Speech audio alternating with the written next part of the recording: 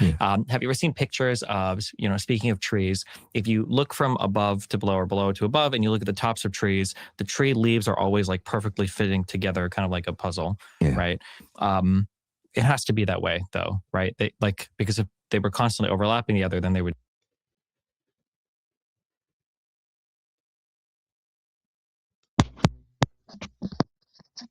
Hello. Okay. Let me just check yeah, everything's working now. Cool. My microphone wasn't plugged in properly. I apologize. Welcome to the stream. I'm Pascal. And we're going to continue watching the debate with Destiny and the Minimalists. They're debating about morality, moral realism. I believe the Minimalists, one half of the Minimalists channel, the black guy, he believes in a moral realism. That's a fundamental, transcendent, objective nature of, or sort of realm of morals that exist. Basically, that's what he's claiming. Destiny, not so much. I haven't actually heard an outright proposition from him. I don't really know what he's arguing, but this is going to be anti-moral realism. It's going to be some sort of normative moral schema in which we subscribe to social constructs, like a pragmatic realism. That's what I'm assuming Destiny is arguing for. But let's continue. I might skip to certain portions depending on how, because I don't want to spend like 10 episodes going over this one debate. Because they need sunlight, right? Yeah. Sure. So I guess you're moving towards the, hey, but look, I can account for this without moral basically, realism. yeah. Because my question is like, but it's going to be the thing. They can only be that way. They have to have that because no other human society would exist. I'm almost done. Let me finish this case, and then I'll respond to that. Yeah, go for it. Okay. So the second thing is the involuntary nature of the experience. One of the fascinating things about the moral impulse is that it seems to impose on us even when it's inconvenient for us, even when we don't want it, even when we don't like it. And some of the strongest examples of this are the things that are often set forth as counterexamples. So let's take people who are criminals or psychopaths who seem to have no conscience. They totally reject societal norms. Three guys decide, screw everybody, we're just going to think about ourselves, and they rob a bank together, but they feel deeply wronged when one of the people violates the agreement to split the money evenly 3 ways and takes a little extra for himself. Or the psychopath, like if you look at the history of people like different serial killers, Ted Bundy will be a good example of this. They tend to be some of the most self-righteous people you will ever meet.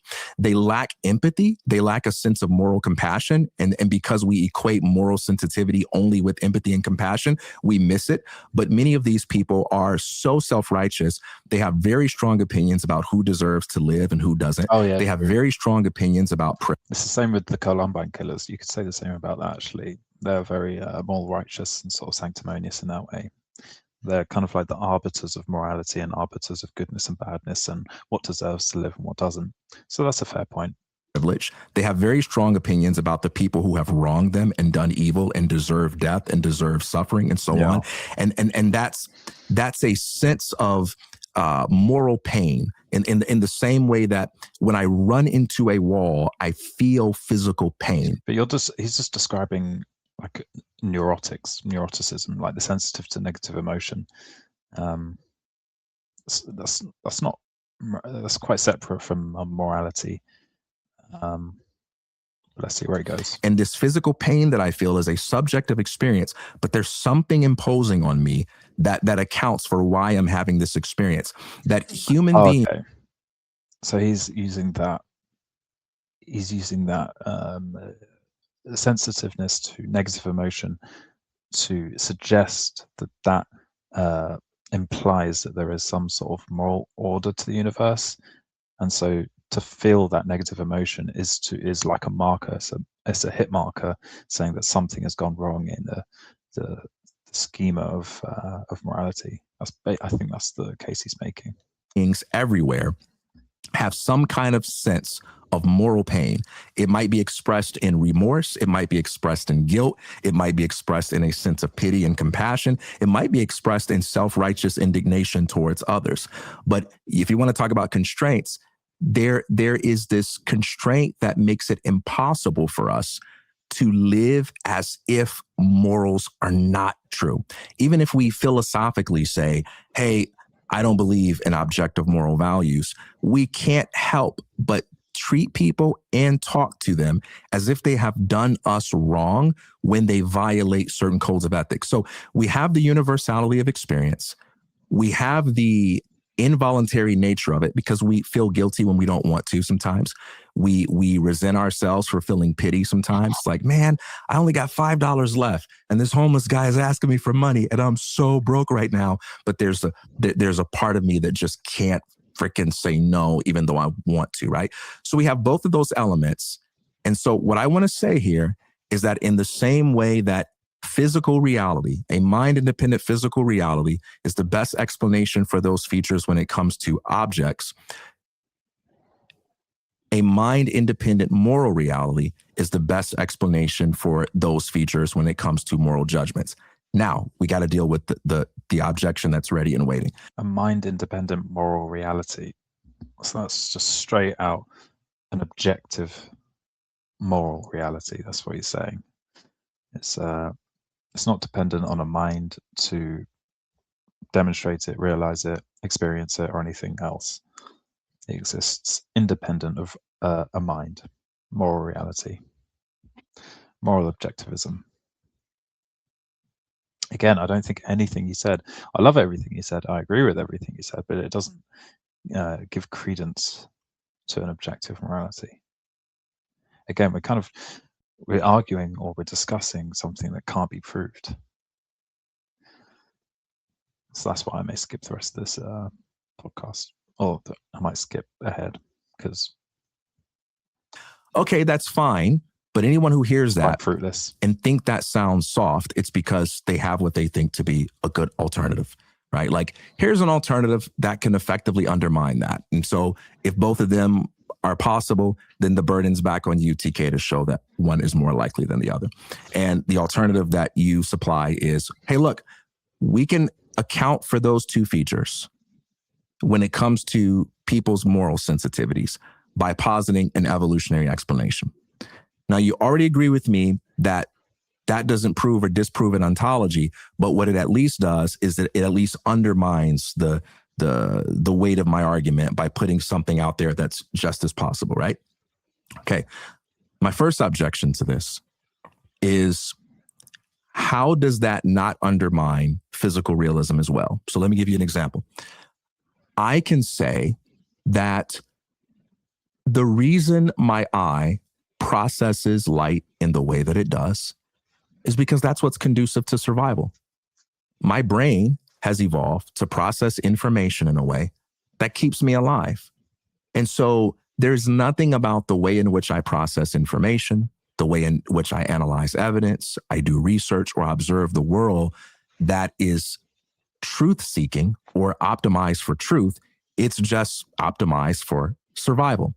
And so I can undermine physical realism with that same objection by saying, all right, my eye sees, my ear hears, my brain processes information, but none of this has anything to do with truth and reality. It just has everything to do with survival. Well, now this might be an area where I get more uncomfortably fundamental, or I don't assume as much. I think I would agree with that statement. Yeah. So insofar as, for instance, like colors exist, I would say that like we have the qualia of the experience of and the sensation of seeing a color, but when we actually measure, on the electromagnetic spectrum, color is just a very small part of that. We don't have a physical sensation for X-ray or gamma rays or microwaves or any of the other parts of the electromagnetic spectrum. So insofar as colors exist, well, there's a part of the electromagnetic spectrum that most of us can perceive if you're not colorblind. But I would say that my concept of there being some underlying physical reality, it kind of only extends as far as like human, I guess, evolution has existed to perceive said reality. I would be humble epistemically towards some type of seemingly illogical or seemingly irrational reality that exists outside of what I can perceive, because I would agree with the statement that we've only evolved, as far as I can tell, to survive. Maybe there is some part of reality that if we could perceive it, it would actually undermine our ability to survive. And I have no reason to believe that we would have evolved to perceive that part of reality. Rather, we would evolve to survive. So there might be I think there are interesting questions with regards to like AI, and I don't think about it or talk about too much, but it might be that if AIs become sufficiently complex, there are whole parts of the universe that they'd be able to perceive that we just don't even have the organs to be able to perceive, because there's no benefit to us whatsoever as a creature to be able to, so we wouldn't have evolved the things to. The same way that animals that can't perceive sound or can't perceive any light whatsoever, single cell creatures or whatever, could theoretically, or not theoretically, that do exist. So I would say it doesn't necessarily undermine physical realism, because I don't take for granted that it could be that there are things that we don't perceive in the universe that we just don't have the organs to perceive, because there's no evolutionary benefit to us. I don't assume first that humans are like truth-seeking machines that were created just to perceive truth. We just perceive the things that are beneficial to our survival. Let me ask you a few questions just to get some clarity on what your position is on things. Do you believe that we have reasons, like good epistemically justifiable reasons, to believe that there is a physical world out there independently of our perceiving it? I would say yes, but I'm going to say for the same reasons why we would believe anything about the Harry Potter universe. I would say all of this kind of like is grounded in the subjective human experience, but I don't know if I could speak to like true universality outside of the human experience. Like I agree that all of us have a shared reality, the same way that everybody inside The Sims would have a shared reality, but I would have to be humble about anything that exists outside of that, because there'd be no way for me to perceive it. So here's where I'm confused. When you've talked about some of your misgivings about moral realism, you've used analogies with the physical world, and you've expressed a kind of confidence that like, hey, we can settle the debate about the pickup truck being outside. We can settle debates about, flat earth or whatever it may be. And you have sought some similar method for morals. And the impression that I get from that is that if one could provide that would lend it the same weight of credibility as like your convictions towards the physical world. What you're saying right now sounds inconsistent with that, because it sounds I understand what you're saying. What I'm saying is that the whatever humans perceive on the physical world, it feels like the morality is an abstracted layer away from that doesn't have the same weight as the physical world perception. But I'm not necessarily saying that physical world perception we have is the ultimate frame of reference for the universe, that beneath that, there might be another thing, but it's outside of our perception because we're only human. So we have our subjective physical interactions in the world. So I could make this statement, although it sounds ridiculous. Maybe there is a possibility that a fourth geometric dimension exists, but we just can't traverse that dimension, because if we could, we would die instantly, because there's a whole bunch of terrible stuff for whatever reason that exists orthogonal to our third dimension. So I would never make the statement that like, well, I know for a fact that the fourth dimension geometrically doesn't exist. I would just say that if it might not, but I can't perceive it. So when I say that like the morality questions seem to be less testable than the physical ones, I'm not saying that's because the physical ones are the ultimate universal frame of reference that we can perceive. I'm just saying that of that, there's a moral layer on top that seems to be less provable than the physical layer on the bottom. And there might be something beneath that, but it's outside of my perception. Yeah, I think I understand. What I want to push back on is why you have any confidence at all in that physical side. I get that you place it a step above morals. Necessary to avoid absurdity, I guess. Unfortunately. Okay. So, but it's a kind of I think therefore I am thing. Basically, I kind of have to, like, theoretically there could be a demon that's placing before us an illusion of the world that we could never prove or disprove. I could never speak to like 100% universal certainty to that, but I kind of have to. Otherwise, everything is pretty absurd. Otherwise. Okay. So a couple of things. So I think therefore I am was not Descartes' way of directly solving the evil deceiver problem. Okay. For Descartes, he began with methodological skepticism, saying, whatever I can conceive of as being wrong, I'm just going to toss it aside experimentally. Because I want to see if I can establish some foundations upon which I can build my edifice of knowledge. And I would agree with that, but I would just say that the foundation that I can establish is the one that I can establish, but I don't think I have a good reason to assume that that's like a universal foundation. That there couldn't be some creature that can perceive of more truths that I can't even possibly conceive of. They might perceive things that I can't even conceive of. So when you give an evolutionary explanation for something like the moral impulse, for instance, do you take that evolutionary explanation to be true, or is this just a tendency that you have to think about things in that way, but it doesn't have any truth value? I mean, I would say it's true insofar as it explains the things that I'm trying to explain, but it's going to sit within that context of like what can humans perceive, I guess.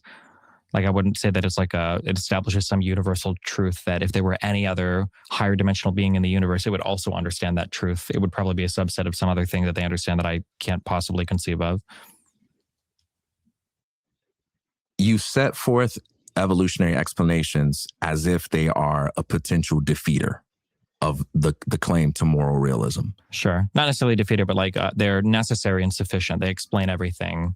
And then adding that moral abstraction, I think, introduces some problems, and it doesn't explain anything that my explanation wouldn't already account for, I would say.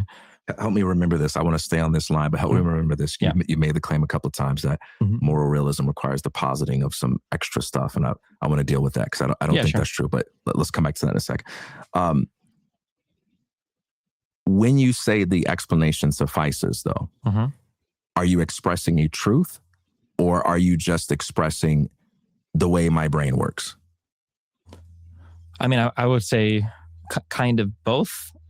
I guess like if we can conceive of like math, like I would say that we're working on kind of like different levels here. But like if I would say like 1 + 1 is true, that's a true statement. But that true statement exists on like a bed of logic that is only that can exist within the human mind.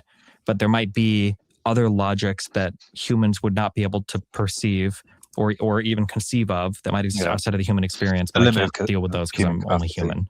So yeah.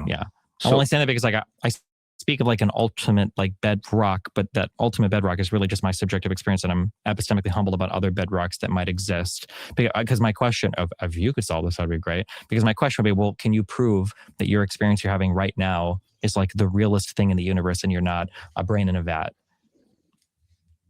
No, I couldn't prove that. Okay. No, not at all. So that's my position, I guess. Yeah. Do we differ there, or could you be a brain in a vat that exists that the people who are experimenting on you might be able to conceive of things or perceive things that is inconceivable or imperceptible to you? Yeah. So I do think you can argue your way out of that, but I do want to say that the brain in the vat, that's still a form of realism.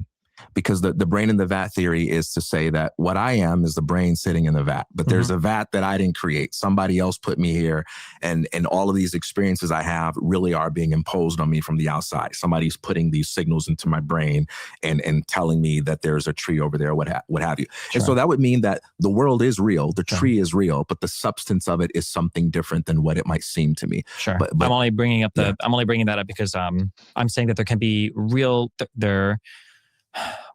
I'm not arguing with the brain in the vat against the difference between moral realism or the physical realism. I'm more so saying that when I speak of things as being real on a physical level, I'm still working within kind of what I understand to be the subjective constraints of the human mind for what we can perceive. Sure. So when I say things are real, I mean that. When I say there's a difference between the realness of like the physical world and the realness of the moral world, I'm not saying that whatever you're calling moral realism is totally bunk because I have objective physical truth of all things on my side. I'm just saying that it seems like that's another layer of abstraction. It's a different type of truth, the same way that Harry Potter is a different type of truth than whatever physical facts are that I can perceive in the world. Yeah. All right. So why is it rationally permissible for you to say, I can set forth an alternative explanation for why people feel the moral impulse without there being moral structures? That's permissible for you to say, and that successfully undermines my position. But I can't say, I can submit an alternative for why you seem to see the things you see and for why you even think the way that you think. And that doesn't undermine your position. What's the asymmetry there? Can you give me an example of what type of thing you would posit? Yeah. Okay. So let me try to format your objection to me syllogistically, and you tell me if I'm representing you well. We could say, statement one, our moral intuitions can be accounted for with evolutionary explanations. Statement two, evolutionary explanations track survival, not reality. Statement three, our moral intuitions track survival, not reality. Therefore, our moral intuitions are only a reliable source for survival, not knowing reality. Is that a fair representation? I think so, yeah. Okay. So now I'm just going to repeat that the best I can and just substitute something else. Sure. Okay. The way in which our brain processes information can be accounted for by evolutionary explanations. Mhm. Evolutionary explanations track for survival, not reality. The way our brain processes information tracks for survival, not reality. Therefore, the way our brain processes information is not a reliable source for truth, but for... I think the answer it would be continuity. Physical objects have a sense of, or a quality of being continuous over time. Universal and continuous. Everyone can see them, touch them, and everyone always has been able to see them, touch them. Obviously, a tree might die, but a building that was here 10,000 years ago can still be seen and viewed and touched by everyone else, whereas you can't say that with the moral world. Moral norms change from generation to generation. Some people don't feel them. Some people are completely oblivious. Sorry, it's not a good. This isn't an equal comparison at all. I don't think it's just apples to oranges. Survival. Okay. Why does that work against moral realism, but it doesn't work against your very cognitive processes by which you come up with arguments against moral realism? Okay. Which is not I'm going to totally flip my position. Okay. comparable. Okay. I don't have these discussions too often. Well, this could be fun. Maybe we can create Well, something no, new. let me, I'm going to restate in plain language what you're saying, because now I think I understand what your objection is. Okay. Okay. So, I'm arguing for physical realism, but moral anti-realism. And you're telling me, well, whatever argument you put forth for physical realism, and you said this in the beginning, would necessarily carry over to moral realism. And I'm trying to argue, well, there's different structures that I see to kind of like physical realism and what you're calling this moral world.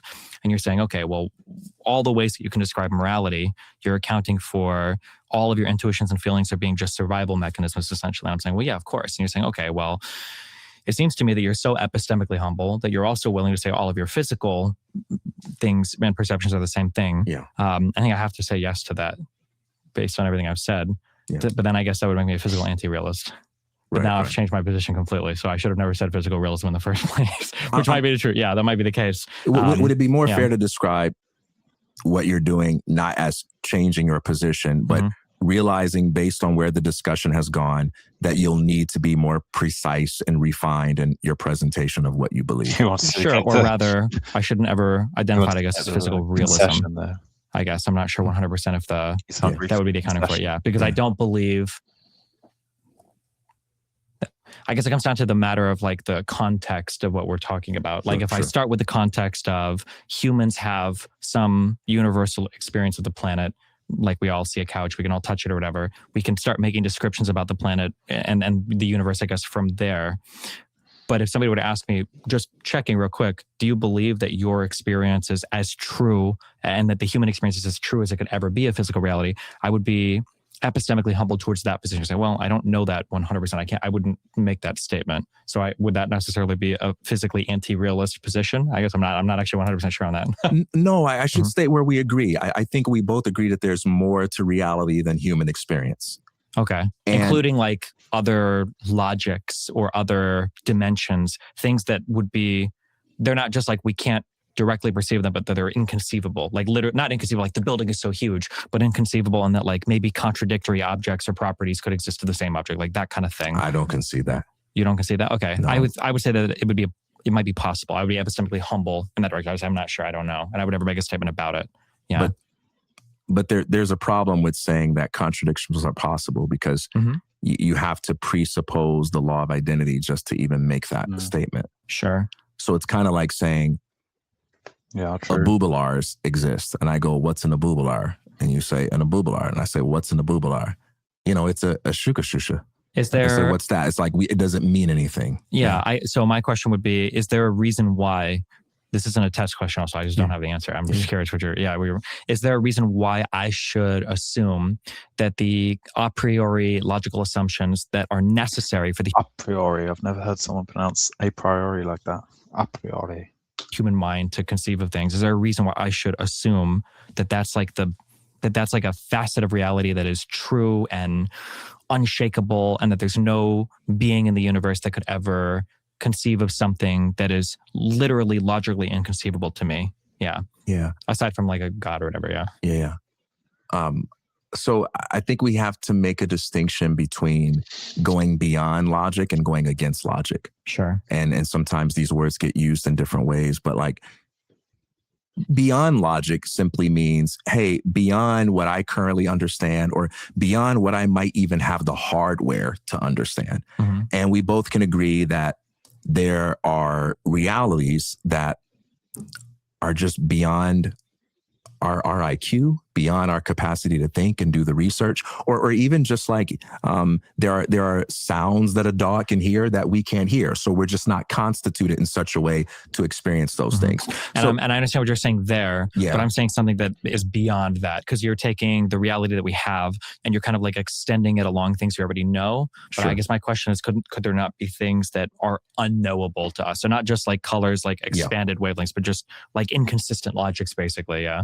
Well, I don't want to say inconsistent logics, but what I want to do, what I do want to say is like, I understand, even our capacity to conceive is constrained a great deal by our experience, right? The more we experience, the more expansive our imagination becomes, and so on. And so, the very process of learning seems to provide evidence that there are realities that, relative to any given state of mind we're in, are inconceivable to us. I'm freely with you on that. But when you say that, and even other logics, you could mean that there are other formal systems that exist beyond what we know. And yeah, that's definitely a thing.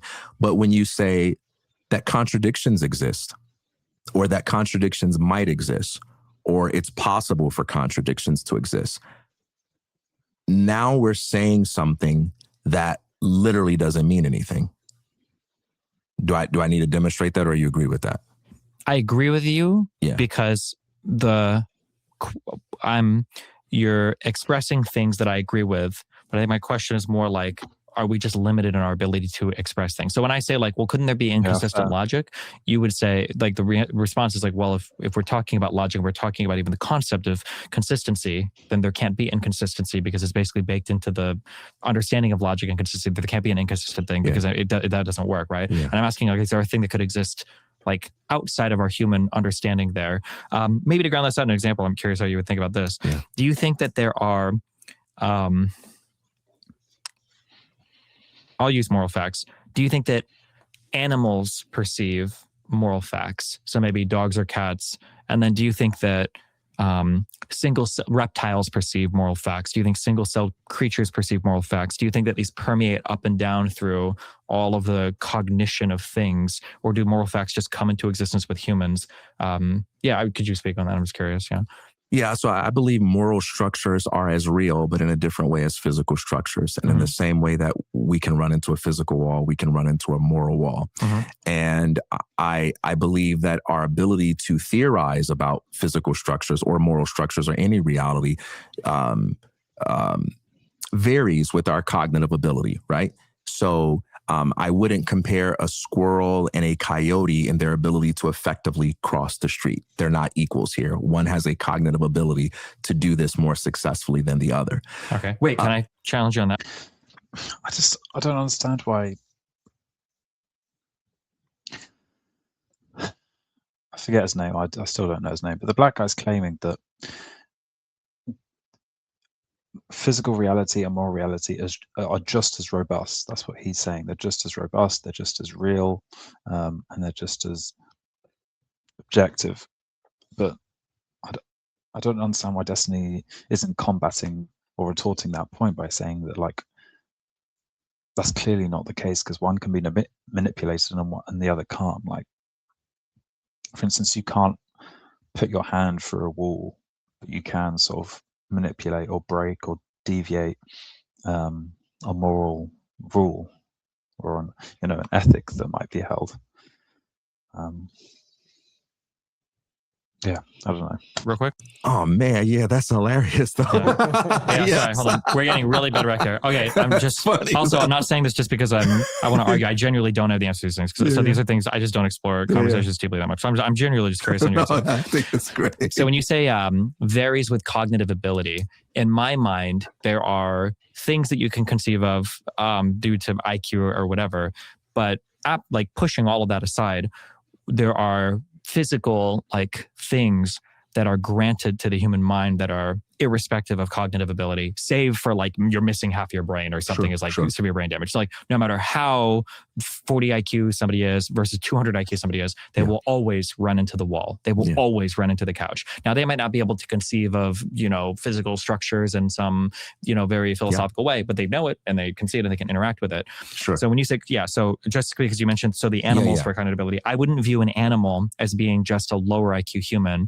I would view their minds as being a different thing in kind. They can't. Yeah. Okay. Yeah. Okay. Yeah. So go ahead. Yeah. Yes. So, so I believe animals have different degrees of cognition, and I'm mostly agnostic on my theories about what different species are capable of. Like some animals seem to be really intelligent in ways that we're only beginning to understand, and some animals seem to just not really have it. But I don't believe that you need to have the intelligence to think critically about the theory behind reality in order to run up against those walls, so to speak. So a dog doesn't need to perform mathematical calculations in order to run up against the realities that we use math to describe. A dog doesn't need to understand gravity in order for its very being to be affected by gravity, even though it wouldn't have that conversation with you.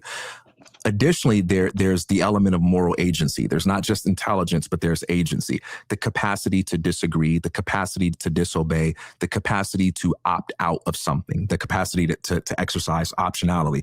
And so this gives rise to the distinction between what we might call an act of moral wrongdoing and the state of culpability. It's possible to act in a way that's incongruent with moral structure, in a way that is disordered and in a way that produces disorder, but for that person or that entity to not be culpable because it lacks moral agency. That lack of moral agency might be a matter of intelligence, as we often see with humans, where you do something wrong and you say, hey, don't do that. That's wrong. But you don't put them in jail. You don't punish them. You don't fine them. They just didn't know any better. But sometimes it's also due to the way an entity is constituted. So machines don't have well, let me say this microphone, because machines are another. This microphone doesn't have moral agency, right? It doesn't have the capacity to punch me in the face or disagree with me in a rude manner or anything like that. So when it comes to animals, I don't think there's anything about the experiences of animals that supports or negates the existence of moral structures. I would say, just like with physical structures, they run into walls, but they don't necessarily describe or talk about or think about these realities in the way that we do at highly abstract levels. They don't necessarily do philosophy, math, and physics. Do you think that so do you think that animals that, could an animal commit, let's say we'll go down to like the level like reptiles. In the past, I've seen Destiny speak about these types of conversations, giving explanations why he doesn't really do them often. And now I kind of see why. It just seems like a lot of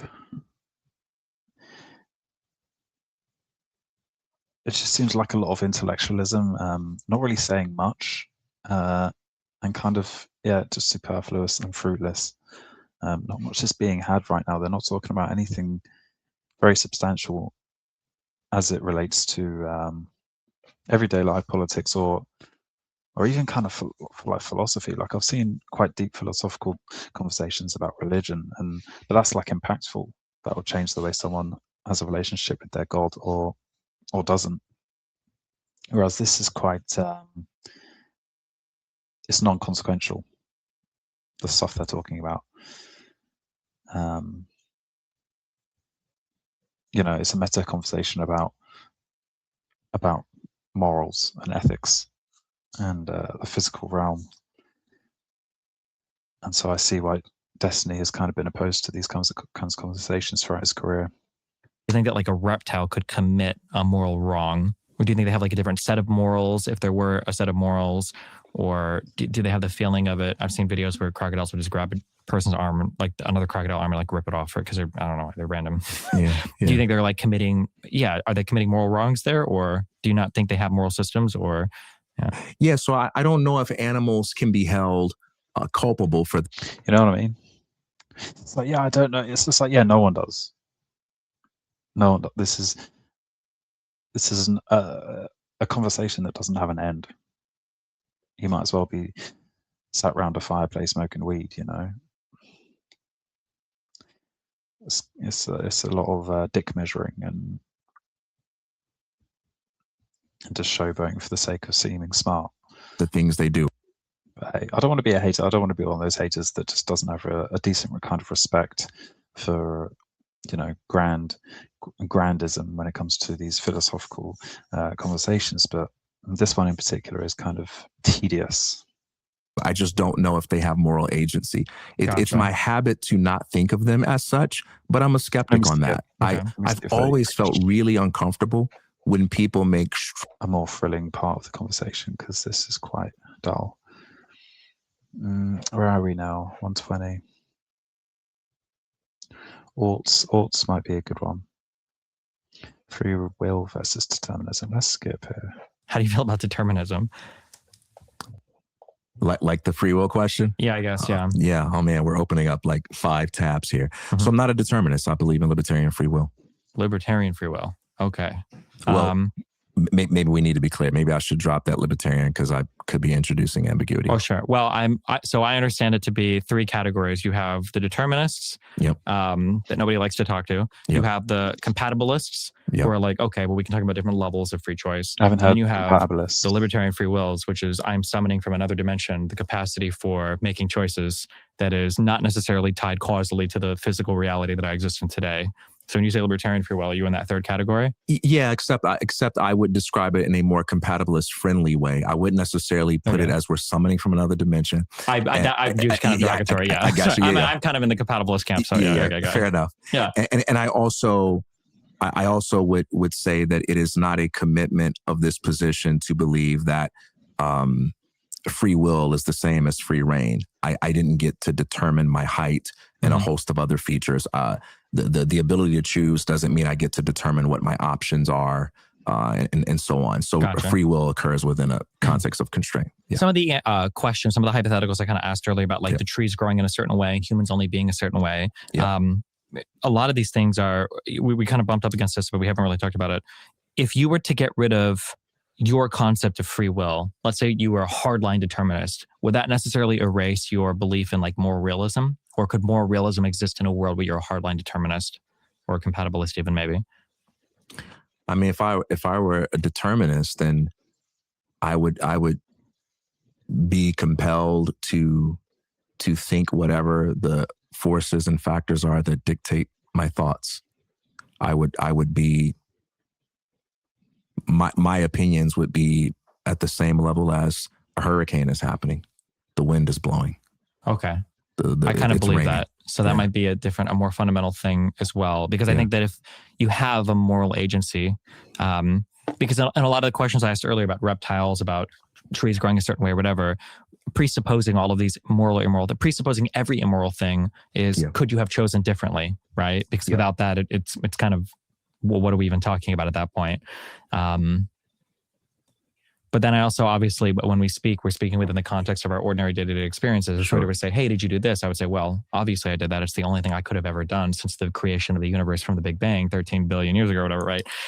So obviously we're speaking on the level of, as a compatibilist, you would say like, well, there are different types of choices I can make. When I say I chose to do this for dinner, I'm not saying that I summoned libertarian free will to make this choice. I'm saying that, well, in the context that we understand we can make choices, it's a choice that I made, If you were a compatibilist, do you think you could still believe in moral realism, or do you think even compatibilism would commit you to kind of just like, well, physical realism is basically all there is, and I past that, it's kind of meaningless to say anything past that? I'm inclined to think so, but I would have to make sure I understand it well enough. It sounds like your version of compatibilism is such that you believe in the exercise of free will within highly constrained contexts.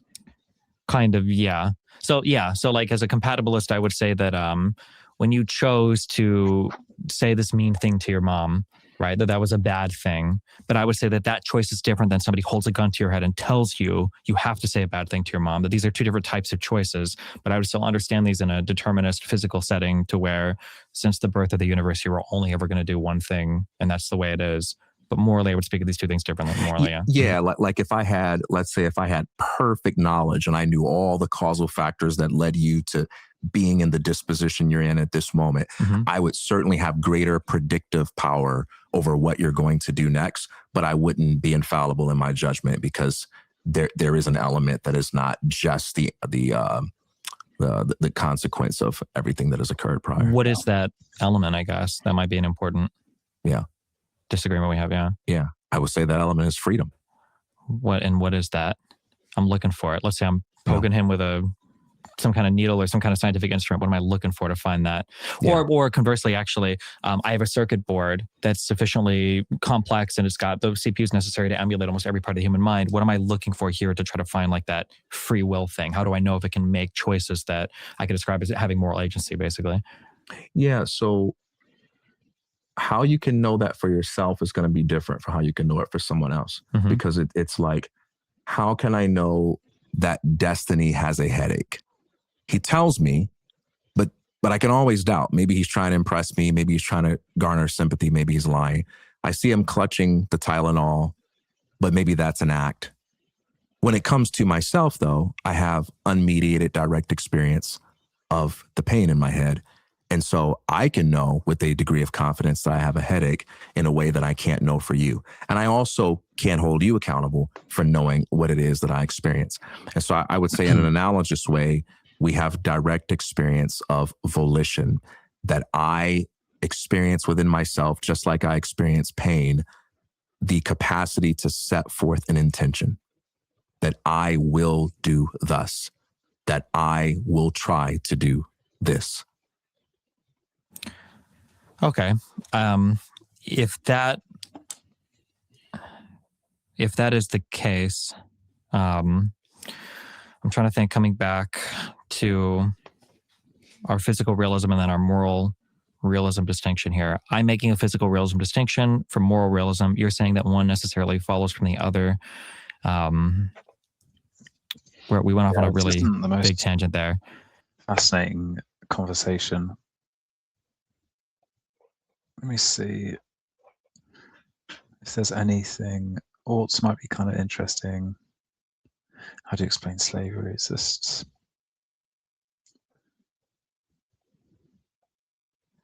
Destiny's use of evil.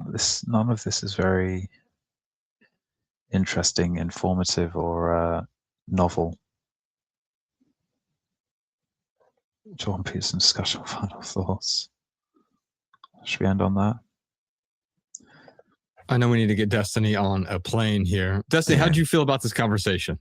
Good. I think I think when you get deeper and deeper into philosophical stuff, sometimes it can feel a little bit more unsatisfying, but it probably unsatisfying in a good way, where it's like there are like if you've ever done any political debates, obviously very few reach anywhere near this level of exploration. So for a lot of it, I just haven't exercised this muscle before. And then like having a conversation like this is not like most debate, you're not actually thinking on the fly, right? For most debate, you kind of have like, all the answers and you kind of run through them like a million times. So in this one, there were a few times where I'm going to say a thing and then I recognize, well, hold on, actually, if I grant this, technically, I guess I am granting this. So I have to think, so this will be a thing that I'll sit with for a while and I'll kind of like think out more and refine some more positions. And then I'll either think of like, oh, I should have said it to this guy. He was so off on this. Or I'll think like, maybe I'm a little more close to this position than I realized before or something. Yeah. I saw both of you trying to explore truth as opposed to prove the other person wrong. Yeah. And your openness to being able to literally change your mind in the mid-sentence is not a thing that you see in typical debates. TK, I know you even expressed this earlier in the conversation. Right. What you dislike about debates is the one-upping and the, I don't know, it's satisfying from a viewer perspective. I can't believe I've never seen TK before. I don't know if he specializes in debates, but I'm surprised I've never. He's dunking on me sort of thing, but it doesn't make for a great conversation. Yeah. And what I loved about the two of you connecting here, it got in the weeds and I stayed out of the way even when it got into the weeds here. I'd love to see more conversations like this, whether it's between you two or other people, because you don't see a whole lot of this, especially online, especially with the moralizing or the self-righteousness that we see online. Charlotte, I will say this is a very abstracted conversation. Like there could be a thing, like if we had a debate on voting, we might get a lot more heated in terms of like, you absolutely should vote. I can't believe you don't believe this. Or he might think, I'm not sure what your justification is for not voting, but or in other things like healthcare or government intervention or whatever. But like the more abstracted a thought is, I think, away from what we're doing in our lives day to day or what we're telling other people to do, I think it's probably easier for people to have those conversations and to listen to them as well. Yeah, because I don't feel as personally invested in the outcome. Yeah. Right. But I also think that having two of you having that conversation where you disagree about voting is probably going to go better than most debates about voting. For sure. Yeah, that's true too. Yeah. And in fact, we've talked a lot about us getting into the weeds here, and I love to know if you agree or disagree with this. My frustration the first time when we had you on the show is every time it felt like we were about to get into the weeds, it seemed like we really enjoyed it, but then we had to like move it on. And so today I was like, oh, this is going to be great. We're going to talk like for 6 hours. We'll get way into the weeds. I'm not frustrated at all that we got into the weeds. I just hate that we don't have several more hours. And so I would love it if we could talk again in the future, and it can be a deeper exploration, and we can try to work some of these things out to see what the implications of some of these things are and get into those fundamentals of, realism, anti-realism, and so on. So actually I wrote a bunch of, we make up a bunch of like fallacies and like names for fallacies that people have, or we make our own because we think it's funny. And actually I have one called the lazy gardener, where when you're having a conversation with somebody, every time you're starting to get to some bedrock disagreement, they're like, oh, let's not get into the weeds on that. And it's like, well, what are we here for if not what is this a 30-second TikTok video? Like, yeah, why not? So yeah, I do appreciate that. Yeah. Is there anyone you'd love to see TK have a conversation or a debate with all your experience debating different people? Is there someone you're like, man, I'd love to hear a conversation between TK and these three people? Well, now I'm curious because I hate Jordan Peterson, and it seems like you had some admiration or respect for his belief system. I feel like he reasons his stuff in a horrible way. So I'd be interested in seeing that back and forth. There's one thing I really hate is you talked about like defining things earlier, like calling for like, oh, what did you mean when you said this? Or what did you mean when you say that? I really don't like it when people do that selectively. So for instance, one criticism I have of Jordan Peterson is Jordan Peterson will become, do you think that Jews really existed in Egypt and they walked to whatever? And he's like, well, what does it mean when we say Jews and existed and what? And it's like, okay, we're all. And then it's like, when I have a debate with them for like, what do we think about vaccines and medicine? It's like, well, I know this is wrong and I know that's evil and I know this isn't true. It's like, okay, well, it seems like here we have very solid foundations on everything.